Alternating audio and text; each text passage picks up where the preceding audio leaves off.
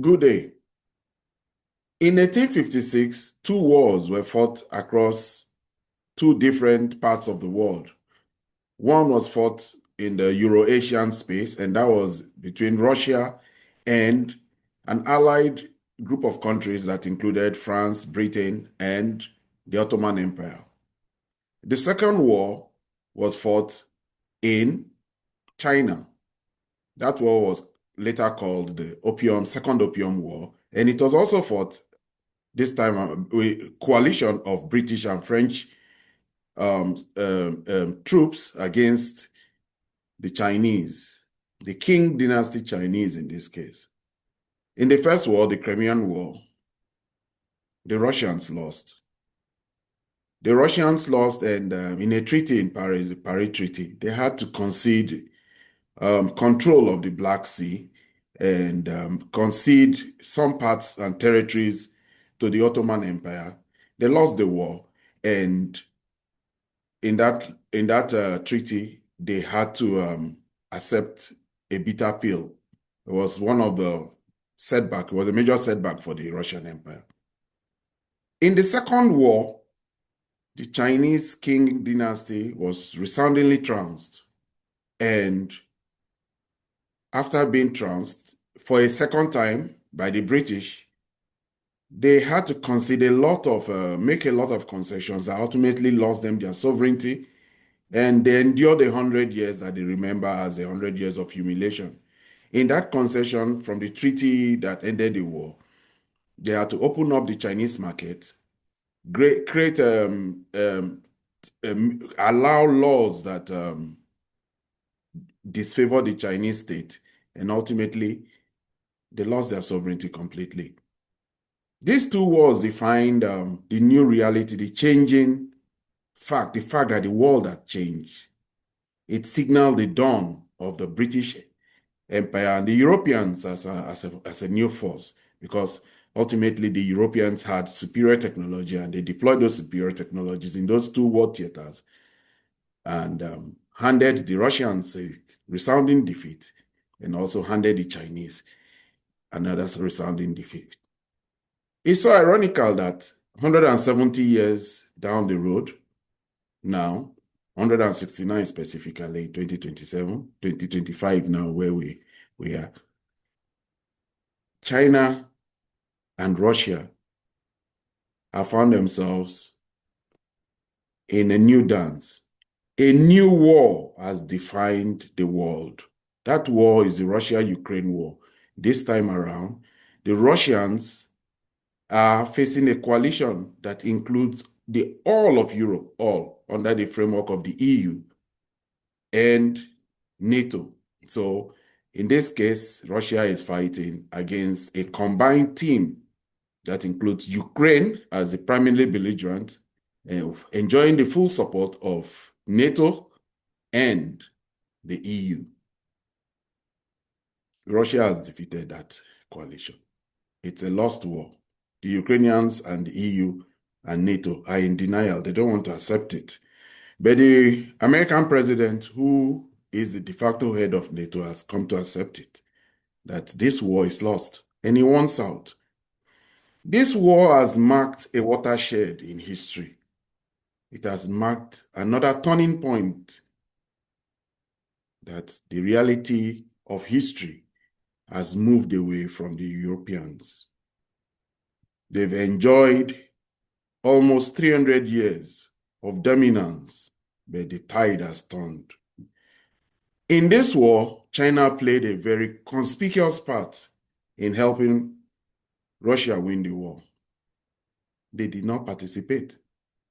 They just did not participate. And in not participating, they helped the Russians win this war because they didn't take sides. They remained neutral.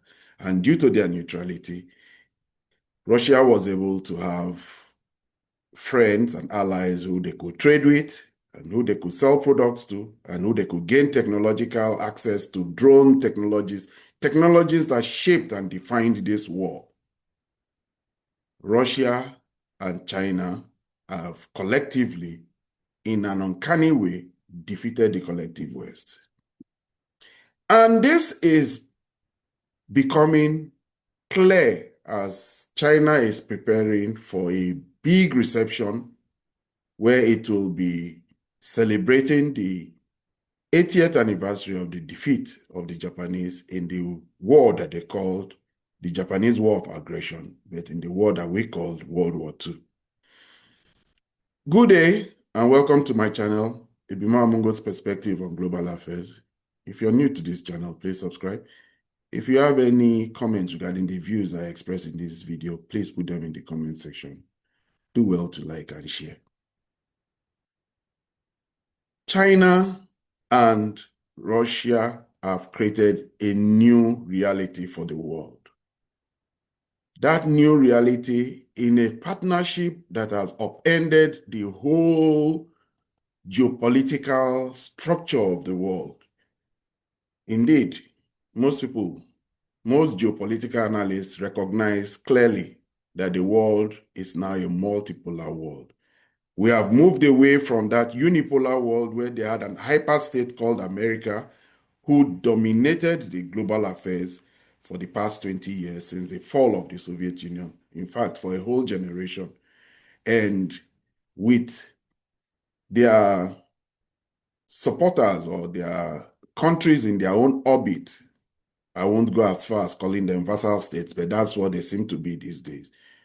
Countries in the European space and countries who formed the G7 and countries who formed the Alliance and the Bretton Woods countries, those countries have seen their power wane decisively. Because for 200 years, they imposed their will on the countries of the world. They colonized India. They colonized the vast parts of the Middle East. They colonized Africa. Asia fell under their thumb. And even America was colonized, but America quickly took off the cloak of colonization. For several years, 200 years specifically, it was their way or their highway. And even as recently as 30 years ago, their word had sway. 20 years ago, their word had sway when they came together in a Kabbalistic form and made an policy pronouncement against one country. It may be framed as human rights. It may be framed as sanctions. They imposed their will on countries of the world. They imposed their will on Iran, on Venezuela, on North Korea. They imposed their will on Zimbabwe. They imposed their will even on Zambia, South Africa. But these days, they're just not able to have the kind of effect they have when they impose their will because of these two players here, President Xi Jinping of China and President Putin of Russia. These two will be meeting in this event that is coming up in Russia, in China, and it's going to be a grand event. Here is the list of the 26 countries who will be part of that event. It includes all the countries in the Euro-Asian landmass there. We have Armenia, Azerbaijan, Belarus, Cuba, Congo, Cambodia, China, Myanmar, Malaysia, Mongolia, Maldives, Nepal, DPRK, Pakistan, Russia, Serbia, Slovakia, Tajikistan, Turkmenistan, Laos, Uzbekistan, Kazakhstan, Vietnam, Indonesia, and Iran. These countries are going to join the Chinese nation in celebrating its war of aggression. It's a very telling map. You can see how very clearly that this map signifies the countries that are going to be in this event. This map shows us where the poles are now. This is a very literal pole of just not only the political reality that will be there. This map is of that September 3rd celebration, but even before then, the Indian president will also be going to China to meet with Xi Jinping. He too is slowly falling into this orbit here. China is now not particularly shaping policies of the world, but helping the world to stave off the bite and the potency of the anger that had come many countries' way from the West whenever they didn't do what they wanted them to do. It had been devastating for many countries. Syria just fell to the Western plot. And now we are seeing the heat that is befalling the Venezuelan state. The world has changed, and China and Russia are at the heart of it. And it may just be for that reason that this Ukrainian war has stalled. It has stalled completely, not because the Chinese have taken part in it. The Chinese Foreign Minister Wang Yi, when he was confronted by Kaja Kallas, the Foreign Minister of the EU, that the Chinese are helping the Russians with trade and that they should stop it. Wang Yi told us specifically that if these Chinese had participated in this war, the war would have been over long ago. Because if they bring to bear the resources that is available to the Chinese state, this war would have been a non-starter. Let's not forget that that was a role that America played in two wars. America joined World War II, World War I, even though that war started in 1914. They joined in 1917 when the war was quite gone. And because they took part in that war was over in a hurry. The same thing too happened in the World War II in 1939. They didn't join until the 1941. And by the time they joined, they brought their immense resources because they were the kings of manufacturing at that time. And by the time they brought their resources to the war, the Germans were overwhelmed.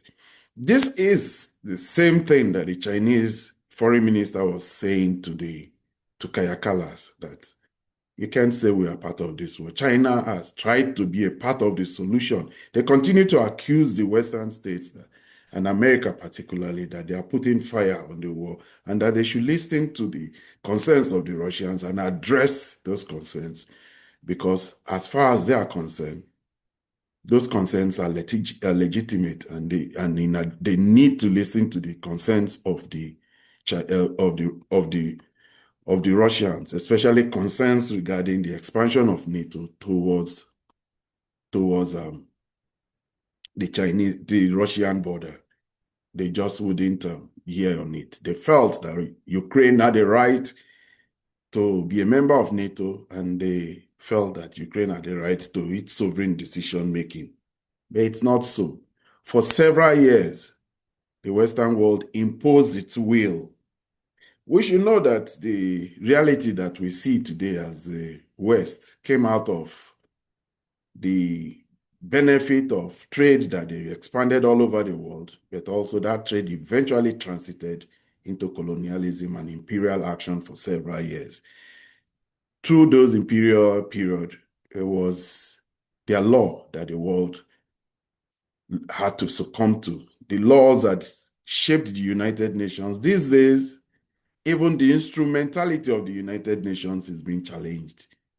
The instrumentality of the United Nations is being destroyed because of the impunity that the West had enjoyed, and which the United Nations framework is shackling and constraining some countries, particularly the United States. I'll talk more about that going forward. So, as China is very, very important in this war going on in Ukraine, Russia did a massive campaign the other day where they launched 650 drones across the Ukrainian state, and some missiles, and destroyed quite a lot of military industrial complex factories. And one of the first things Zelensky said, that he issued a demand to China that China should take part in this war. They should constrain the Russians. He was very angry that China was not doing anything as the Russians were bombarding the cities of Kiev and cities all across Ukraine. he particularly called out the Chinese for not saying anything, for not doing anything. He unleashed his frustration on the Chinese while calling out, because now he has to talk to the Chinese, because he knows that if he cries to the Americans, then it will not be the kind of ear he used to have. If it was with Biden, Biden will escalate more sanctions. That was how they got to 18th round of sanction. But when they asked Donald Trump said he has an understanding of why the Russians are taking the actions they are taking. The Russians are stepping up this matter. The Chinese have become their great integral friends. The Chinese, through the economic collaboration, buying hydrocarbon assets of the Russians and selling to the Russian state a lot of consumer goods, automotive goods, and even dual-use goods that they are using to power both their consumer products and their military products. The Chinese have been very good friends to the Russians, but even that is not even the point. The point is the joint ability to trade. That trade where they trade in their local currencies. Now there's a two-way movement of trade. There's a movement towards the China in the form of oil, and then there's movement towards Russia in the form of products. So for them, using their currency makes a lot of sense. And that trade has grown to $250 billion equivalent in 2024. Russia and China have a collaboration that has changed the world, made them resist the will of the collective West, and defined the fact that in true terms, in true reality, we are in the multipolar world phase. It is clear. This is a world that still has America as a global superpower. That is not in doubt. America is still the economic and military power that overshadows all in the Western Hemisphere. But the Chinese and the Russians have formed two nodes. As it stands now, even a great country like India is caught in the middle of it, and India is beginning to make its choices, mending ties with the Chinese. And the Indian Prime Minister Modi will be in China to take part in the Shanghai Security Organization meeting, which will precede the September 3rd activities. The Shanghai Cooperation Organization is a framework for the Euro-Asian countries mainly, but it has expanded to include Pakistan and China. It will be one of the few alliances that have Pakistan and China outside the framework of the United Nations. Mind me, for Pakistan and India outside the United Nations framework. So that relationship in the East is growing. It may be important to note that trade among the countries of that region, ASEAN, and including Korea, including Japan, is most with China. It's frictionless, it's not as cumbersome, it is not encumbered with tariffs and rules and laws as it is that in America now. Donald Trump's America is changing the ease with which Asian partners like Japan and Korea used to have access to the American economy. The tariffs he has imposed on them have made them look to the fact that a neighbor close by, no matter the geopolitical tensions and worries they have with that neighbor, it just may be better that they start to integrate their economies closer to that neighbor. Already we know that Taiwan, despite their belligerent nature, has a lot of trade with China. Korea, the southern one, has a lot of trade. The northern one has a lot of trade with China. All the countries of ASEAN, and even Philippines, that still is trying to fight off the Chinese and being used by the American state, also have the most amount of trade in China. So today it emerged that President Donald Trump has proposed that China should be part of the peacekeepers that will ultimately help in guaranteeing security for Ukraine whenever this war comes to a conclusion. Security guarantees in the Ukraine war has been what has been dominating the topic since President Trump met with a group of Zelensky and his supporters, the European Union supporters. And the big takeaway of that meeting was that they want to start to talk about security guarantees. But the Russians today, the foreign ministry spokeswoman said particularly that security guarantees should be something that they should be discussing post treaty, post agreement, when they are sure and they are clear of an agreement. Today also, while this talk of security guarantees is going on, and one other people are framing it as possibly putting together a buffer zone where after they fund a 40-mile buffer zone on the actual line of contact as it stands now, where Russia and the Ukrainian forces have their line of contact, they create a buffer zone. Then Zelensky rejected that idea and said the nature of warfare today, that includes drones and other forms of low Earth technologies, means that it may undermine that kind of security arrangement. He rejected it completely. He also rejected the suggestion that Chinese should be part of this security guarantees for Ukraine. What he prefers is the normal belligerent countries that have pushed this war to this point. The Europeans that are consistently asserting their will and pushing their will. Maybe it may be important now to understand the realities that are pushing this war. On one hand, while we see the politicians, it's actually private finance. In the other hand, it's the fact that that private finance wants more of the resources in Russia, but grieves also for the resources they've lost and access to the resources they've lost in Ukraine. They have a lot to lose, or they have lost a lot, and they continue to double down to see if by putting more effort, they may gain back some of that territory, because we know they are very invested in the Donbass, where most of Ukraine's wealth really lies, in the coal mine, in the rare earth metals, in the gold and petroleum assets that were part of the Donbass. Ukraine has lost it, and that was where most of the investment of the bankers in the West is. The bankers that have pushed war in the Middle East, pushed war in Iran, in Syria, in most parts of the Middle East, are the ones who have also pushed this war to where it is. China is a bad case for them. China is a communist country. Private capital does not do too well there, or didn't do too well there until the Chinese started to allow it to thrive. And unfortunately, it was not the Western business people that thrived in China. It was the homegrown Chinese people who thrived. We don't get to hear that the richest man in China is a foreigner. The richest man in China is a Chinese. Second richest man is Chinese. Third richest man is Chinese. That's just how it is in China. China created a new reality where they grew their own entrepreneurs.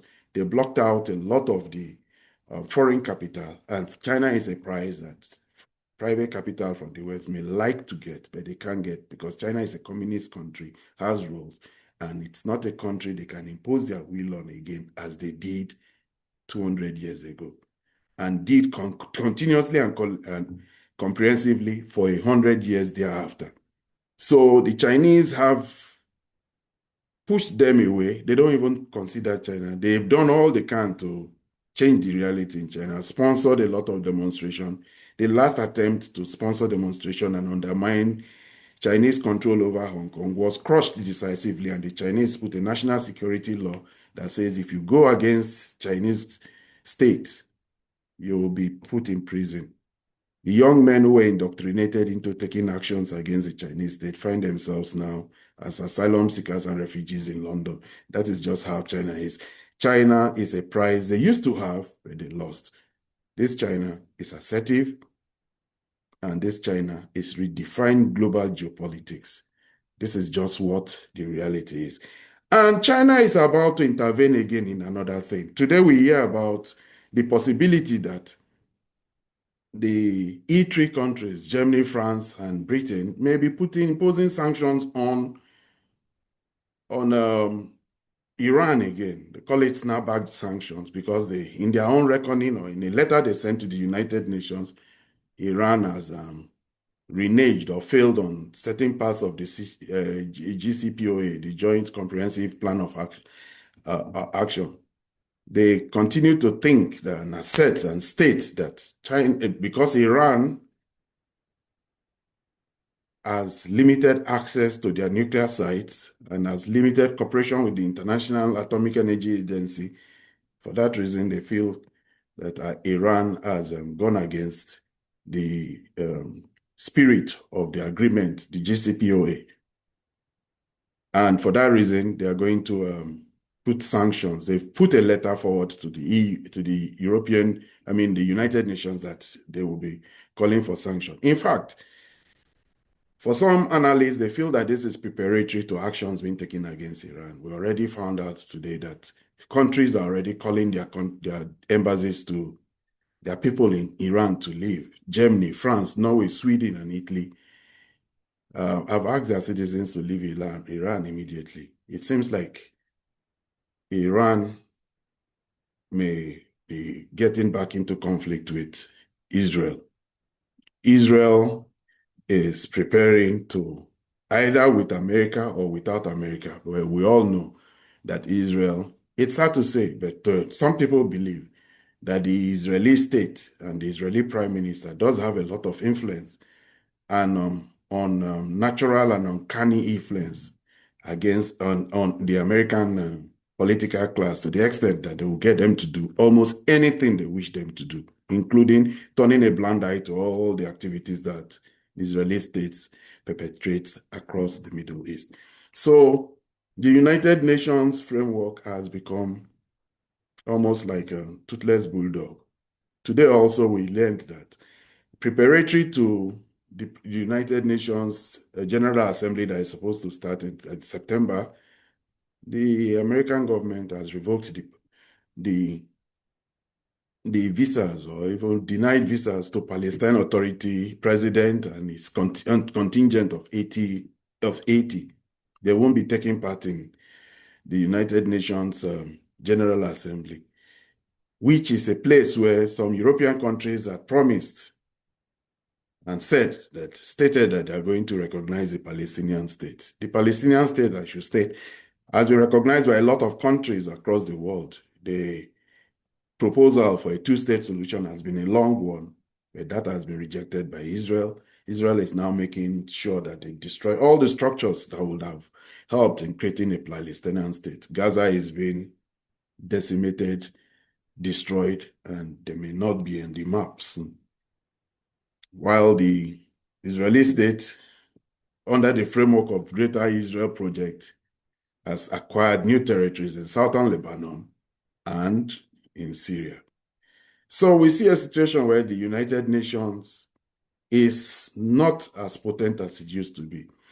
Once upon a time, under the collective work framework, the Russians and the Chinese kowtowed or obeyed and went with the desires and the ambitions of the West. And in this action they are trying to take against Iran, China and Russia have already rejected them flatly.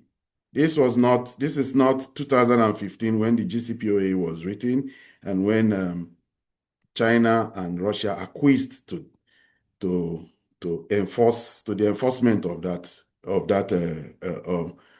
agreement.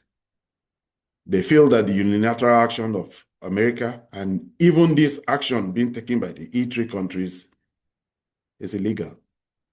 They don't feel compelled to be part of anything that may come out of it. Already it will be discussed in the United Nations Security Council, and it's obvious that they will veto it. They will continue their trade and their cooperation with Iran, and it may not have the bite as it would have had China and Russia not been together to support and cooperate with Iran. The world has changed, and the Western world has changed particularly. Ursula von der Leyen, the country, Macron, Frederick Merz, Keir Starmer, and the collective West cannot impose their will the way it used to be. And there's now a dissonance, particularly a big dissonance between the desires and aspirations of the Europeans and that of the Chinese, of the Americans. There's a big cleavage between what Donald Trump wants and what the EU leaders want. For the first time in 80 years, the Europeans and the Americans are not talking with one voice. They're on different pages, and each is pursuing their own agenda. To the horror of the Europeans, who would wish the Americans to be in their fold, because now they realize very starkly how puny their influence really is. America was the big oak tree on which they all leaned. America is moving away from their interest, particularly this interest in the Ukraine-Russia war, the interest to help destroy the Russian state. America has seen clearly that, as J.D. Vance said, this is a bottomless pit of American money and weaponry. It is a lost war. 20 years, 200 years ago, the British and the French defeated the Russians using technology, superior technology then, rifled weapons, guns, superior ships, contained them in the Black Sea. This time, it's not so. All the Challenger 2, Scalp, all the missile systems, ships, drones, everything they've sent to support the Ukrainians have been destroyed by the Russians. The Russians, they've been useful though. They've been useful in containing the rapid advance of the Russians, but they've been ineffective ultimately in the long run. Abrams tank, Leopard 1, Leopard 2, 3, 4, and 5, all of them. They have a museum now somewhere in Moscow where they are all displayed, and people go to see them. So they have no illusions to the fact that Russia is fighting the collective West, including America, and they have defeated them. The Ukraine war is over. They are just going through the emotions that will finally bring them to the realization that this war is over. It has been over long ago. And this war has signaled that 500 years of Western hegemony is actually over. This is where I end my video today. If you have any comments regarding the views I've expressed, please put them in the comment section, particularly if you think that the West will be able to pull the chestnut out of the fire and defeat Russia. Put it in the comment section. If you think that China should play a more active role, either as a peacekeeper or, as the Chinese like to say, as someone who is pouring fuel onto the fire, put it in the comment section. Do well to like and share. If you're new to this channel, please subscribe. Until I see you in my next video. Goodbye.